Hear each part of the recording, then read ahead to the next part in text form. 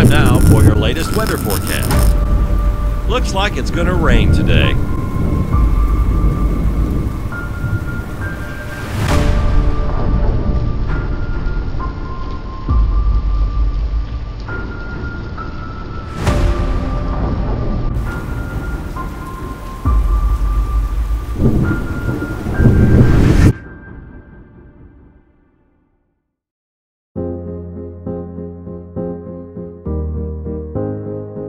Έχοντας ζήσει την απόλυτη εμπειρία στην Αυστρία και συγκεκριμένα στη λίμνη Χάλστατ και στο πάσο Γκρος Κλόκνερ, αποφασίζουμε να κινηθούμε νοτιοανατολικά προς Σλοβενία.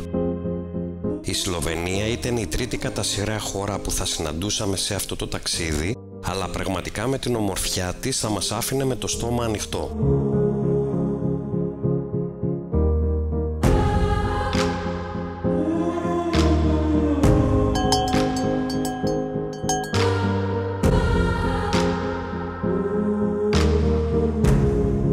Η διαδρομή που θα ακολουθούσαμε σήμερα είναι αρκετά διαφορετική σε σχέση με αυτό που σχεδιάστηκε εξ αρχής, πράγμα που θα έφερνε έναν από τους συντρόχους μας σε πολύ δύσκολη θέση.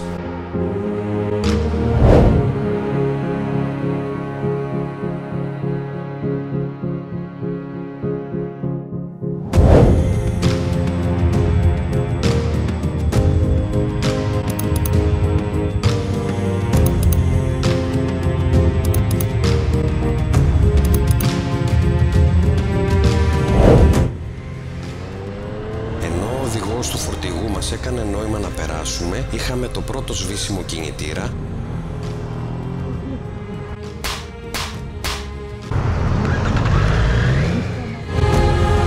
πράγμα που μας οδήγησε να επαναλάβουμε την προσπέραση αρκετά χιλιόμετρα πιο κάτω με αρκετή δυσκολία.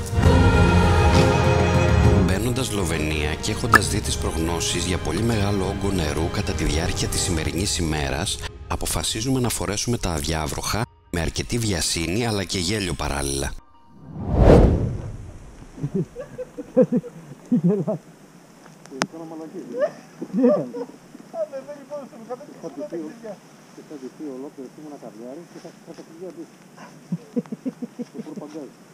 Επικρατεί πανικό αυτό, δεν θα διαλύσουμε όλα. Η κάμερα τώρα γράφει ακόμα. Όλα τα γράφει η κάμερα. Δεν έχεις σαν το φερμουάρ. Έχεις χέρια ρε? Όχι! Έλα εδώ! Να, εδώ! Έρχομαι εγώ! Αυτό το γράφει ρε μαλάκα! Φύγε! Σιγά αυτό μη χαλάσει μαλάκα γιατί είναι στα τελευταία του. Στα τελευταία του. Έφυγες εσύ! Φεύγω! Να πάω να ρίξω εδώ τα χέρια που λέγαμε. Άμα έχεις το κουράγιο και μετά ξέρεις πώς κάθεσαι. Με τα χέρια κάτω και τον κόλλο στον ουρανό για να πτυθεί. Να πέφτουν εκεί μες στη χαράδρα. Στο διπανό.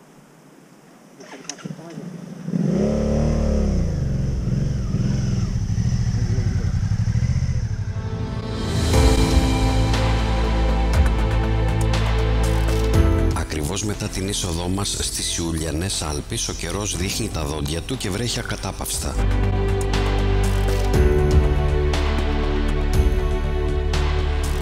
Οι Ιουλιανές Άλπεις είναι μια οροσειρά που ανήκει στις νότιες ασβεστολιθικές Άλπεις και εκτείνεται από τη βορειοανατολική Ιταλία μέχρι τη Σλοβενία. Πήρε το όνομά της από τον Ιούλιο Κέσαρα, ο οποίος ίδρυσε την πόλη Φόρουμ Ιούλη στους πρόποδες της οροσειράς.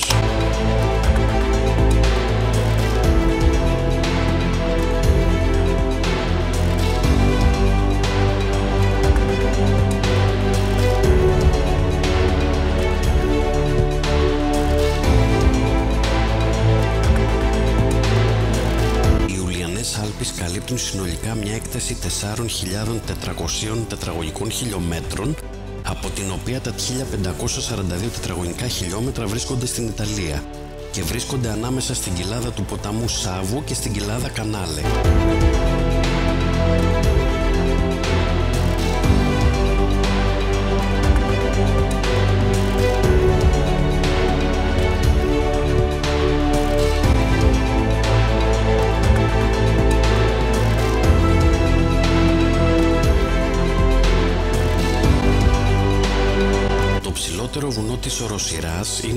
βουνός Triglav με ύψος 2.864 μέτρα που βρίσκεται στη Σλοβενία, ενώ το δεύτερο ψηλότερο βουνό είναι το Jof di Montasio που έχει ύψος 2.775 μέτρα και βρίσκεται στην Ιταλία. Το Triglav, στο οποίο θα κατευθυνθούμε σήμερα, είναι το ψηλότερο βουνό στη Σλοβενία. Το όνομά του αποδίδεται στα ελληνικά ως Τρίκορφο. Το βουνό αποτελεί το επίκεντρο του Εθνικού Πάρκου Triglav, το οποίο είναι το μοναδικό εθνικό πάρκο της χώρας. Το βουνό αποτελεί σύμβολο των Σλοβαίνων και απεικονίζεται στο εθνόσημο της Σλοβενίας.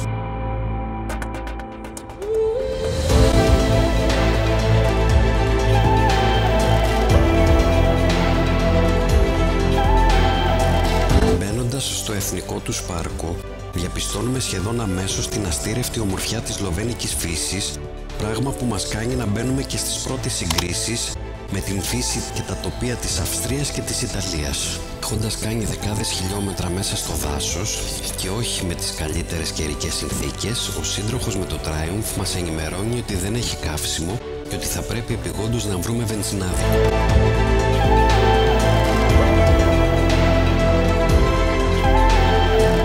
Πράγματα θα γίνουν ακόμα πιο σοβαρά αν αναλογιστούμε ότι θα περάσουμε το Virsits Pass. Οι καταναλώσεις στην ανάβαση θα είναι πολύ μεγαλύτερες. Το άγχος μας κυριεύει και κάνουμε ήδη αρνητικές σκέψεις.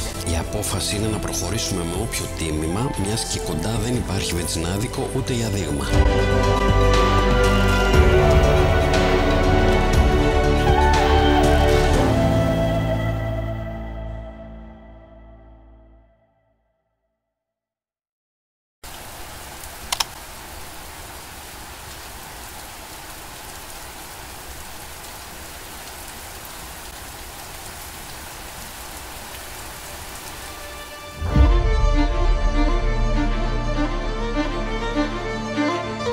Το πέρασμα Virsits είναι ένα ψηλό βουνό στις Ιουλιανές Άλπεις στη βορειοδυτική Σλοβενία. Είναι το υψηλότερο πέρασμα στη Σλοβενία με υψόμετρο 1611 μέτρα, καθώς και το υψηλότερο στις Ανατολικές Ιουλιανές Άλπεις. Συνδέει την Άνω Καρνιόλα με την κοιλάδα της Τρέντα και θεωρείται εξαιρετικό σημείο εκκίνησης για εκδρομές στις γύρω κορυφές. Πάνω από το Virsits υπάρχει ένα παλιό μονοπάτι το οποίο αναβαθμίστηκε για στρατιωτικούς σκοπούς, καθώς και για ελοτομία και μεταφορά ξυλίας στις αρχές του 20ου αιώνα. Ο σύγχρονος δρόμος, τώρα γνωστός ως Ρωσικός δρόμος, κατασκευάστηκε μεταξύ του 1915 και 1917. Φτάνοντας στην κορυφή του πάσου, θα σταματούσαμε για να προμηθευτούμε τα κλασικά αναμνηστικά, αλλά δυστυχώς θα μας πληροφορούσαν πως το κοντινότερο βενζινάδικο ήταν στην Γκράνσκα Γκόρα στα 13 χιλιόμετρα πιο κάτω.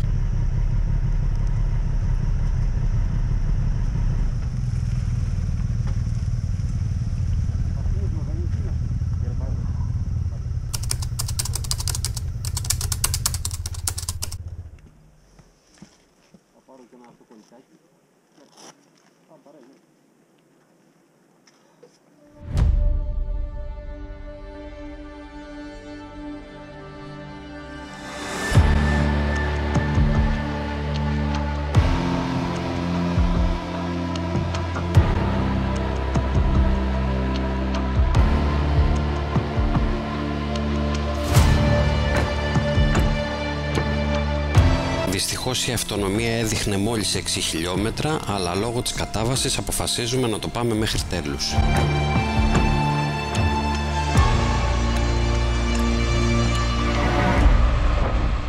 Φύγε από εδώ να είναι φάρος.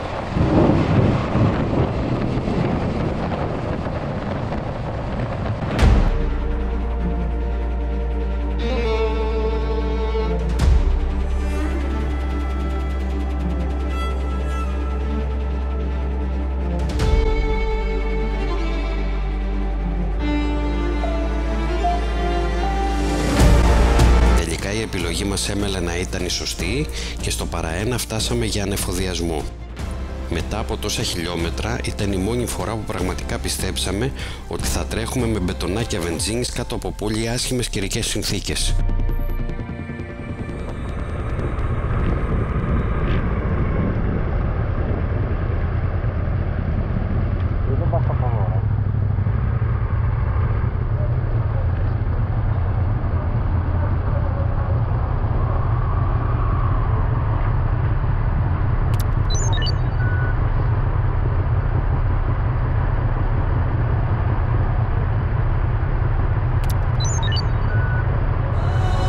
Νιώθοντας ανακούφιση, αποφασίζουμε να σταματήσουμε για ένα καφεδάκι στην Γκράτσα Γκόρα.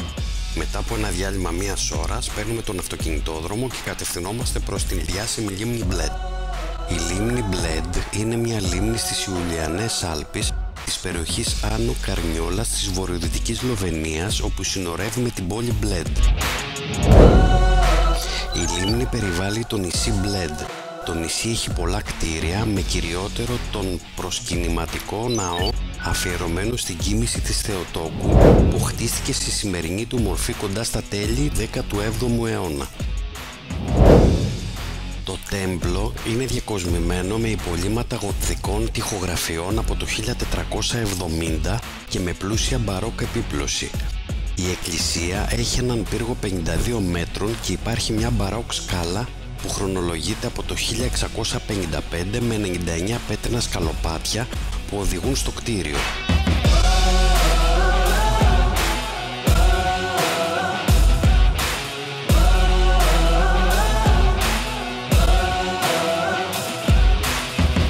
Η περιοχή είναι διάσημος τουριστικός προορισμός και έχει επισκέπτες όλο το χρόνο. Η λίμνη απέχει 35 χιλιόμετρα από το Διεθνές Αεροδρόμιο της Λιουμπλιάνα και 55 χιλιόμετρα από την πρωτεύουσα.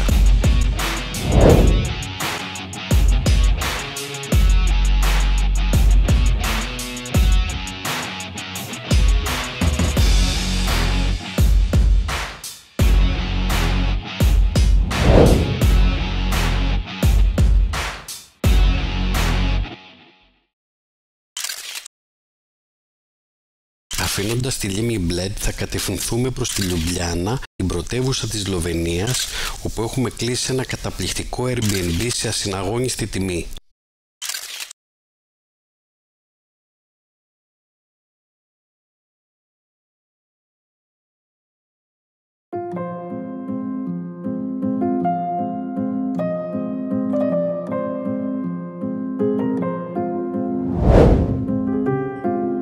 Η πρωτεύουσα της Σλοβενίας είναι ένας πανέμορφος εναλλακτικός προορισμός για όσους αναζητούν λίγη από την ηρεμία, το πράσινο, την αρχιτεκτονική και την ιστορία της κεντρικής Ευρώπης.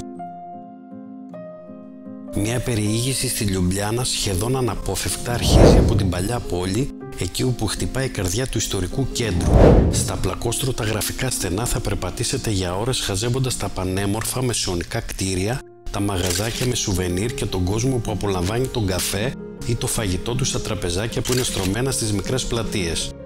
Κυριότερα αξιοθέατα που μπορείτε να επισκεφθείτε είναι η τριπλή γέφυρα που δεσπόζει πάνω από τα νερά του ποταμού Λιουμπλιάνιτσα, ο οποίος διατρέχει την πόλη, το πανέμορφο άγαλμα του εθνικού ποιητή της Σλοβενίας Φράντσε Πεσέρεν και επίσης το πάρκο Τίβολι που καλύπτει ένα μεγάλο μέρος του κέντρου της πόλης και εντυπωσιάζει με τα ψηλά δέντρα του, τα καλοσχεδιασμένα μονοπάτια του καθώς και τα πολυάριθμα έργα τέχνης που το διακοσμούν.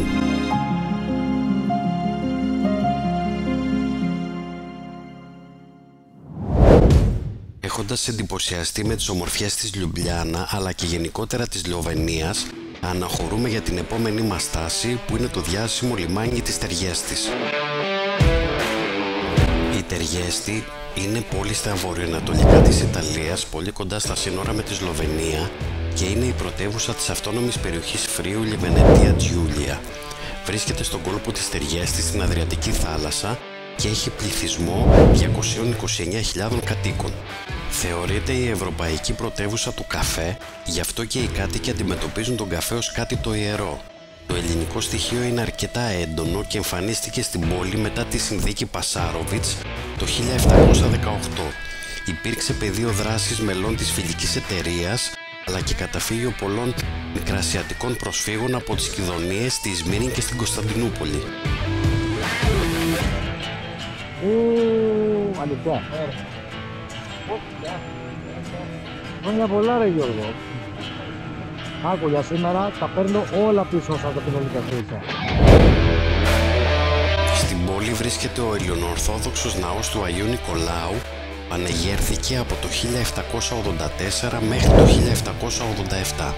Ιδανικό σποτ αποτελεί το εμβληματικό καφέ Ντέλι Σπέχη, που χρονολογείται πίσω στο 1839 και βρίσκεται σε ένα από τα πλέον γνωστά σημεία της Τεριέστης, την πλατεία Unità d'Italia.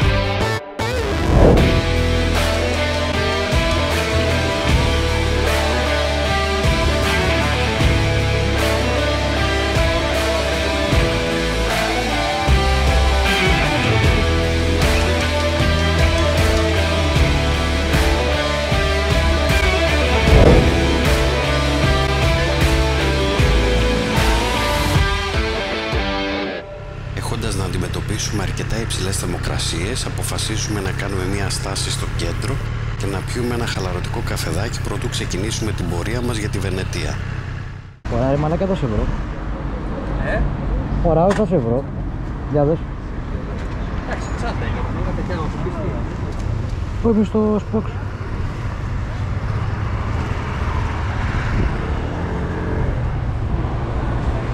Κάτσε και το Μάρκο.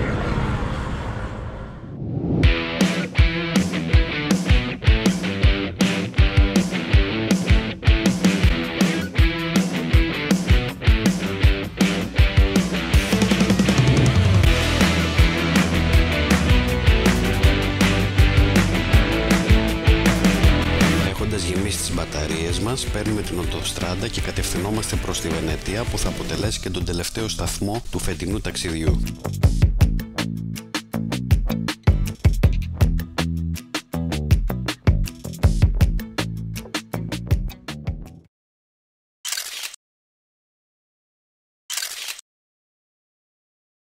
Το κατάλημα που κλείστηκε βρισκόταν σε μια περιοχή δίπλα από το Μέστρε και θα μας πρόσφερε ασφάλεια για τις μηχανές και εύκολη πρόσβαση για τη Βενετία με το λεωφορείο της γραμμής.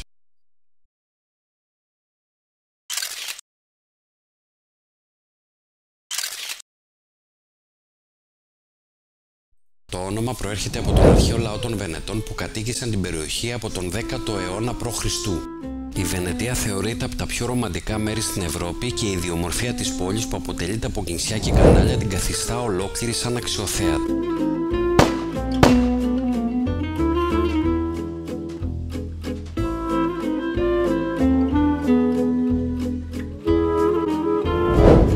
Σίγουρα όμως η Βενετία δεν είναι μόνο αυτό, φιλοξενεί σπουδαία κτίσματα, εκκλησίες, μνημεία και μουσεία που αποδεικνύουν την υψηλή τέχνη και αρχιτεκτονική της πόλης, η οποία συμβαδίζει με τα πρότυπα και των άλλων Ιταλικών πόλεων. Κάποια από τα αξιοθέατα που πρέπει να δείτε την πρώτη σας φορά στη Βενετία είναι η Βασιλική του Αγίου Μάρκου, η οποία είναι αφιερωμένη στον Ευαγγελιστή Μάρκο και στεγάζει το λείψανό του. Το παλάτι των Δόγιδων είναι ένα από τα ορόσημα της Βενετίας. Χτίστηκε το 1340 σε βενετσιάνικο γοτθικό ρυθμό δίπλα στην πιάτσα Σαν Μάρκο. Στο πίσω μέρος του παλατιού βρίσκεται η γέφυρα των Στεναγμών που συνδέει το παλάτι με τη φυλακή. Η διάσημη γέφυρα είναι σκεπαστή και χτίστηκε τον 16ο αιώνα και από εκεί οδηγούνταν οι φυλακισμένοι στο θάλαμο των 3 ιεροεξεταστών του κράτους.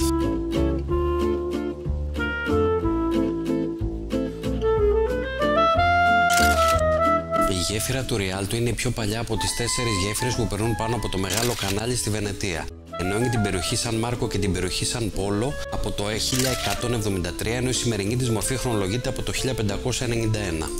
Το Μεγάλο Κανάλι δεν είναι ένα αξιοθέατο με την έννοια που έχουμε συνηθίσει, αποτελεί όμως το μεγαλύτερο κανάλι της Βενετίας, το οποίο περνά από τα πιο κομβικά σημεία της πόλης και είναι το πιο περιζήτητο για διαμονή. Τέλος, ο πύργος του ρολογιού στέκει και αυτός στην πλατεία του Αγίου Μάρκου από τα τέλη του 15ου αιώνα. Πρόκειται για ένα αναγεννησιακό κτίριο που δημιουργεί μια στοά και ουσιαστικά μπορείτε να περάσετε από κάτω. Κάπου εδώ ολοκληρώνεται ένα ταξίδι 9 ημερών με όμορφες στιγμές, ωραίες εικόνες, αρκετή κούραση, αλλά πάνω απ' όλα μοναδικές νέες εμπειρίες.